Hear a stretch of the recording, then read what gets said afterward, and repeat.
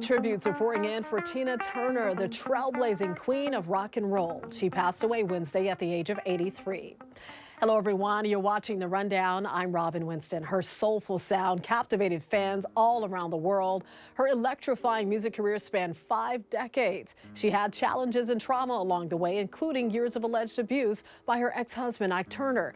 But when she got out on her own, she became a hit maker. She won Grammys, topped Billboard charts, packed stadiums, and starred in movies. She got her own star on the Hollywood Walk of Fame. And at that very same spot, we caught up with her niece Wednesday night. I thank you all for sincere condolences. That heartbreak is being felt all around the world. Not far from Tina's star, the Marquee at the Pantages Theater paid tribute to her as well. The Tina Turner musical opens there next month. The Memorial Day holiday travel period is now underway. The Auto Club of Southern California predicts this Memorial Day weekend could be the busiest one at airports since 2005. AAA says about 3.4 million Americans are flying for their Memorial Day travels.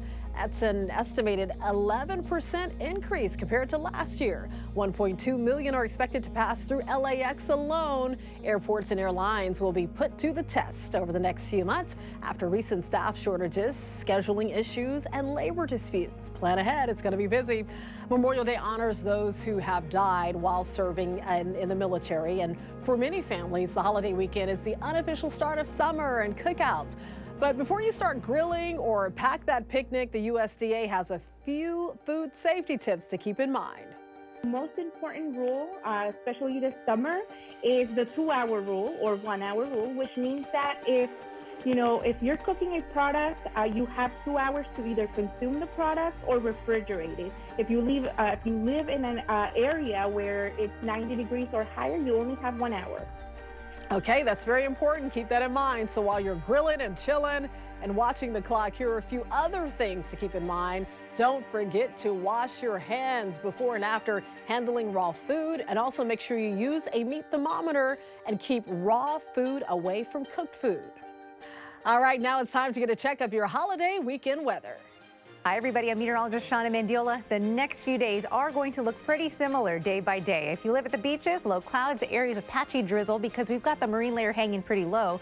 And inland, with those clouds clearing by the afternoon, you will get temperatures in the 70s, but it'll remain below average. Now, if you live in the desert or the mountains, you'll be looking at some winds. It'll stay breezy and conditions there, mostly sunny. And that's why we've got, again, a pretty good forecast all around. It's just something typical of us in May to see this kind of May gray start and then gradual clearing throughout the afternoon. Now for the holiday weekend, if you take a look, not much change. We're going to see pretty much the same thing day by day with slight warm up as we head to Memorial Day and Tuesday of next week. Stay with us for the latest forecast. We'll send it right back to you.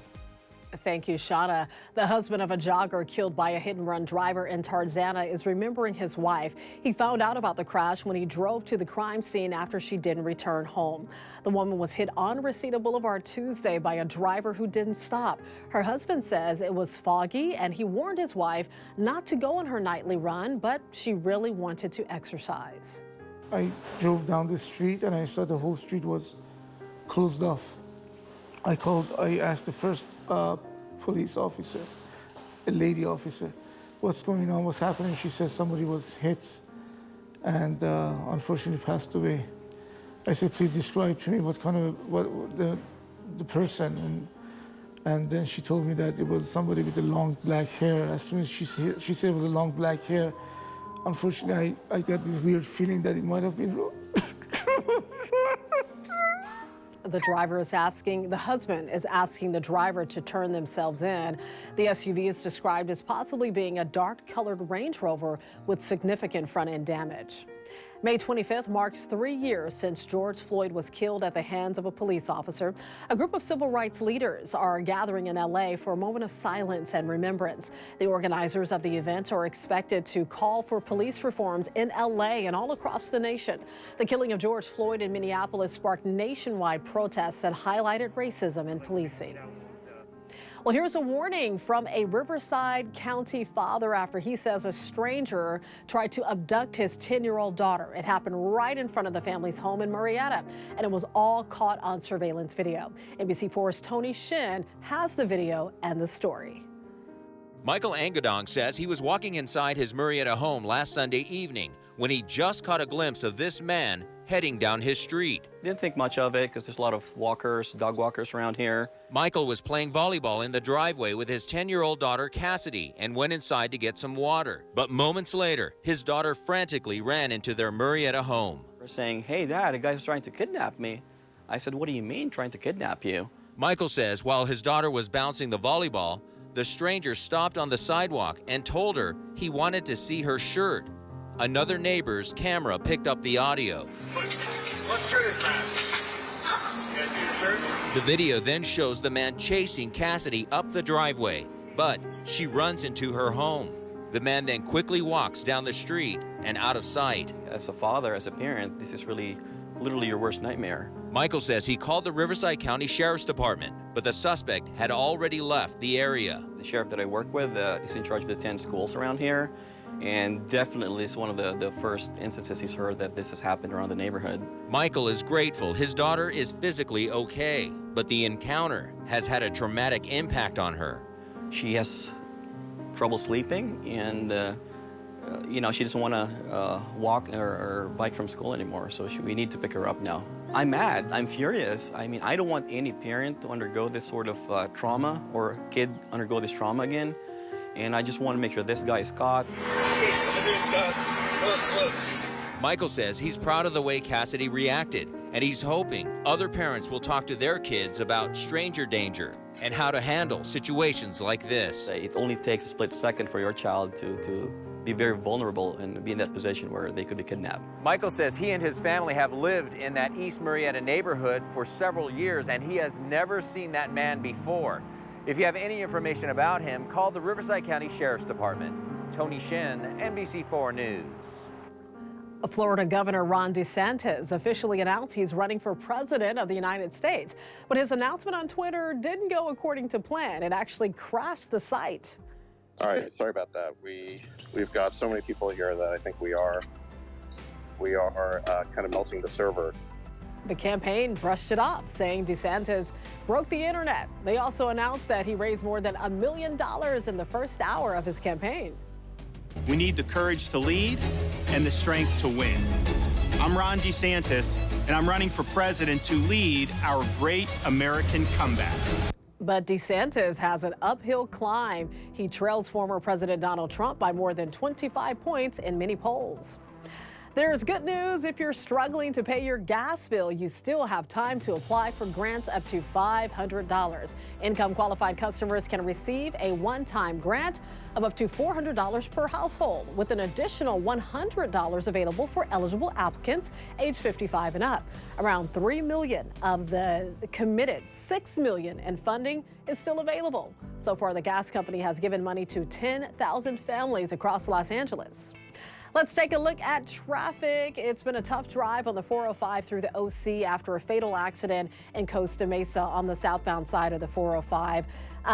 All lanes are open. The traffic alert has cleared, and we are slowly recovering. It looks a lot better, but still busy. Just under 30 minutes for South 405 out of Westminster from the 22 to the 5. South 5 under 30 minutes, Anaheim to Irvine. And the 91 West, yes, it's still packed out there, 52 minutes and growing. That's your average out of Riverside from the 215 to the 5.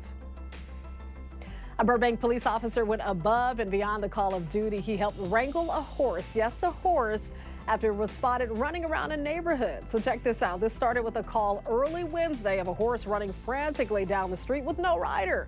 Police discovered the horse just grazing on the grass at a home. Officer Nicholas Moreno, who grew up around horses in Colombia, climbed into the saddle, and then he says he just calmly rode it through the streets before reuniting the horse named Oreo with its owner. So when I see the horse, I see it's a little getting flustered as more units come to help us.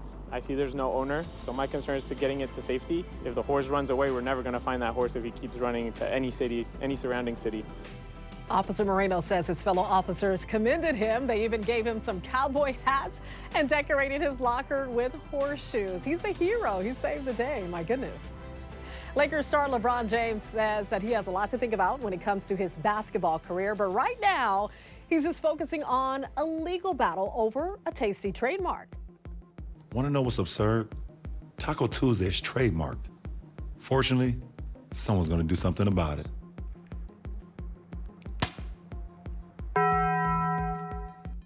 Talk about a mic drop.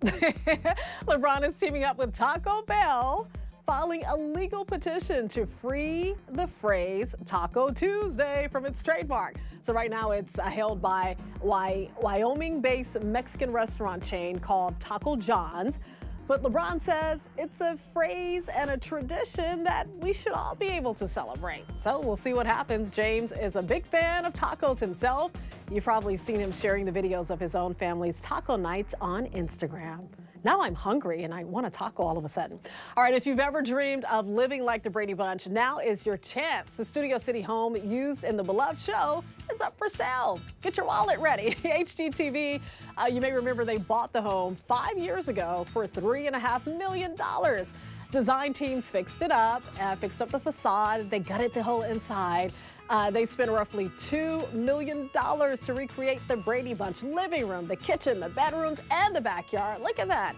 Well, it all played out on a 2019 series called A Very Brady Renovation. I remember that, and now it can be yours for $5.5 million.